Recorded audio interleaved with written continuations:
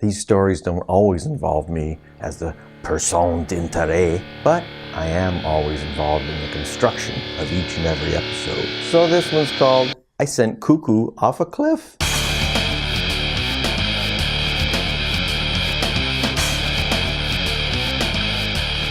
I have a great family. I have a super group of friends. Many of these people have become unwitting associates in my mucked up life.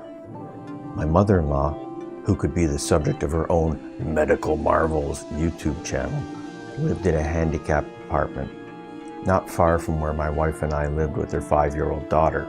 So naturally, we were there quite a lot, helping out. One winter evening near Christmas, we were there for one reason or another. Kookoo and I decided to take this opportunity and go sliding down the big hill behind Granny's apartment. Well, it's just after dinner in the winter, so it's dark. We get to the top of the hill, and it's so dark we can barely see a group of guys who are assembled close to us, let alone down to the bottom of the hill. Now this hill is a real good long ride, ending in a small section of flat ground just before the river.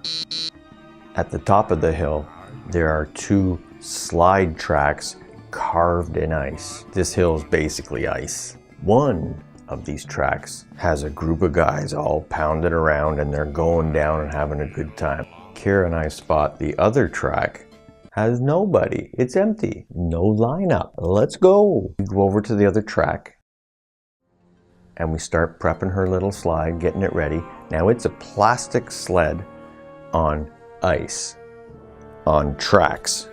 It's gonna go fast. As we set up her little slide, I notice a couple of guys looking over at us and chatting amongst themselves. They're very interested in our little plan at this point. So what? Apparently, we're not aware of what they're aware of. So Kira's all bundled up in her little red rocket. I get behind her to give her the dad one-leg push. As I kicked her off, the guys just stopped talking and were standing much closer to us now, watching with a mix of amazement and respect. One of the guys asks me, "Did she just go down that track?" Now that seemed like a weird question to me. Yeah, why? It was silent except for the sled rocketing down the hill. And we listened, and at some point, she hit the jump. We couldn't see it from the top.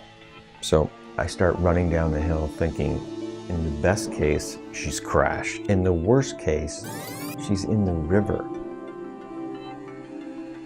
Funny enough, but by the time I got down to where I thought she was, she had already picked up her sled and was coming back up the hill.